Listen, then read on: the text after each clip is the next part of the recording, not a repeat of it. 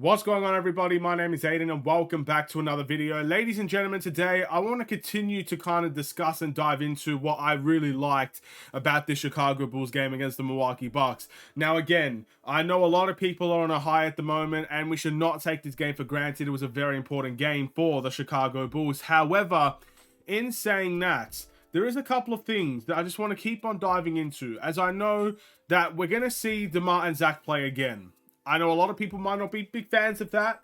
Some people might think it's a necessity and it needs to happen. Whatever the case may be, in the very next game against the Pelicans, DeMar and Zach might be able to play in that game. But there's a standard there for the Chicago Bulls that really was set by some young guys and some veteran pieces that some people consider role players that I feel like needs to be discussed in this video. Before we get any further, if you liked the video and you want to see more from me, drop a like, drop a follow, and or subscribe if you are new, and let me know in the comments below your thoughts about the Chicago Bulls, and I guess, you know, what type of standards do you think was set in this game against Milwaukee? Now, it's just one game. Milwaukee played a bad game. Milwaukee fans, I've been taking a look into their social media, and they're not very happy with their coaching staff, and they're not very happy with their situation, but whatever the case may be, they're a threat, they're a dangerous team. And yes, we did win that game. Yes, we should be proud of that game. But it is just one game. It is not career defining. It's not season defining. And it doesn't necessarily always mean that the messages that is sent from one game will translate over to the rest of the games. For example, we saw this Bulls team show a lot of heart, a lot of fire, a lot of momentum, and a lot of hustle. Will that translate over into the next game? Well, in the past, history shows it's not with this Bulls team. However, there were some good moments in this game that sets the tempo at least. Let's start off with how the Bulls attack the glass. This is such an important aspect of the Chicago Bulls. We, as a Bulls team, I mean the Bulls team in general, are a small team. You know, we have Vucevic, who's a great rebounder. He got a double-double last night. We have Andre Drummond, phenomenal rebounder, got a double-double last night. But outside of those two players, this Bulls team is small. I think our next tallest player is Patrick Williams, if I'm not mistaken. So again, we've got to do better in terms of rebounding the ball. And last night was a perfect example of what hard work on the glass means. It means going for box outs. It means trying to find, I guess, where the ball is going to be. It means making an effort to go and attack the glass. This has always been a big problem for the Chicago Bulls. Even at our absolute best, with Lonzo Ball in the team, this Bulls team still struggled crashing the glass. They had a select few people doing it, while others kind of just floated around, just looking and watching the ball. Now, someone like me that never plays basketball, or competitively at least, you know, if I see the ball, someone shoots the ball, I'm not attacking the glass. I'm watching it, because I can't, who cares, right? It's just some random, you know, place, 3v3 basketball, whatever. But these are professionals. These guys get paid millions and millions of dollars to try and win basketball games. And that extra effort, that small extra effort, could be the massive difference between a win and a loss in these games. So it's massively important to see the Chicago Bulls step up in that way. That's the first thing. And I'm glad to see that we saw it. And when Zach LaVine and DeMar DeRozan comes back, that's the effort I expect on the rebounding side of things. But let's take a look at the heart of the Chicago Bulls, the tempo of this Bulls team, as I like to often consider it as well. This Bulls team never stopped moving. Not only did the ball never stop moving, but this team never stopped moving. They pushed the tempo today like a modern NBA team. The Bulls are one of the last teams in the league in terms of pace. I think everybody has seen it. Look, the performance between the Bucks and the Boston Celtics, the Bucks in every other game beforehand, it was night and day.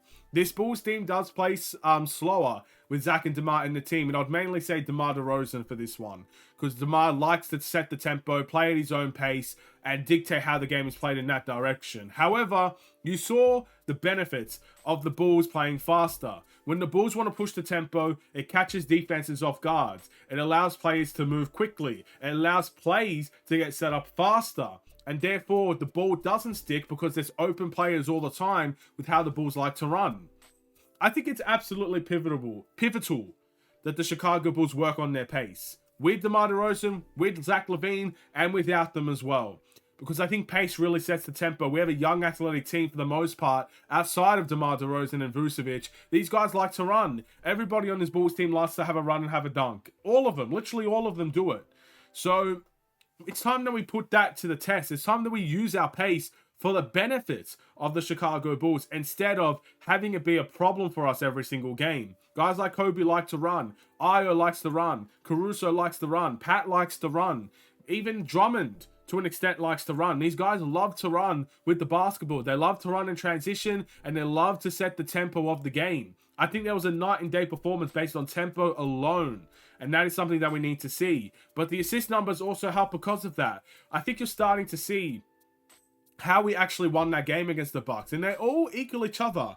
You don't do one without the other. For an example, you don't get high tempo basketball if you don't collect the defensive rebounds. We limited the Milwaukee Bucks rebounds to, I guess, you know, that we limited their second chance opportunities. That's what I'm trying to say. We limited their offensive rebounds for the most part.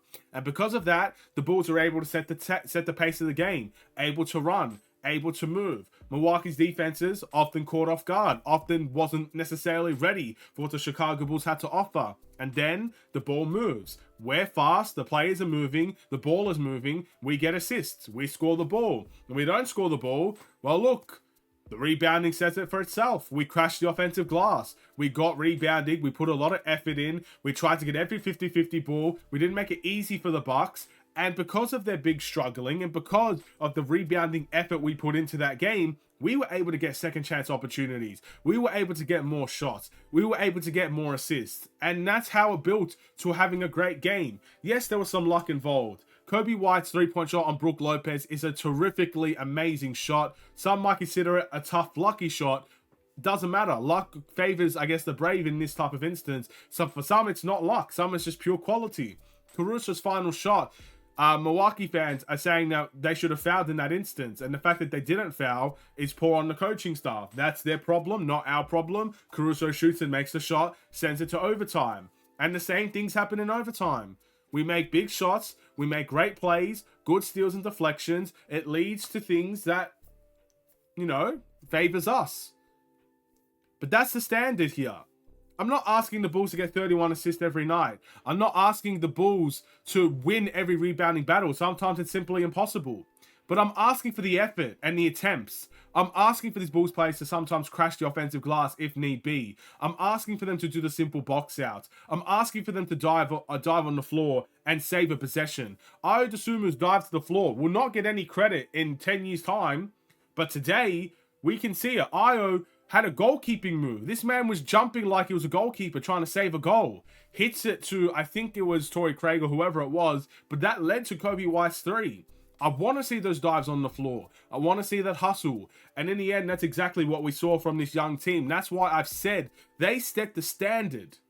But the standard has to be met, has to be exceeded even if we can. So the next game against the Pelicans and the game against Charlotte and the Spurs coming up very, very soon. Some winnable games there for the Chicago Bulls. I'm not asking for everybody to have the best game of their lives in every single game.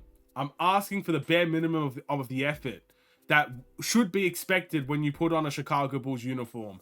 That's the most thing I'm proud of, win or lose, against this Milwaukee Bucks game. That was the thing I was the most proud of, seeing the effort and seeing the heart of the team. I want to see that replicated. That's what I want to see.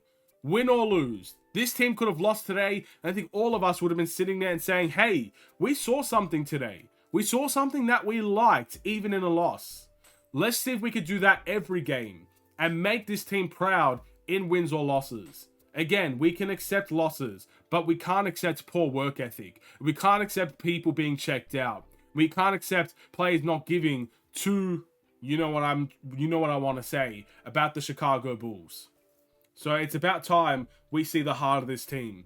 And whoever doesn't show that heart, look, we've seen the expectation, we've seen the standard. I'm more than happy to give Zach LaVine and DeMar DeRozan the chance to match that.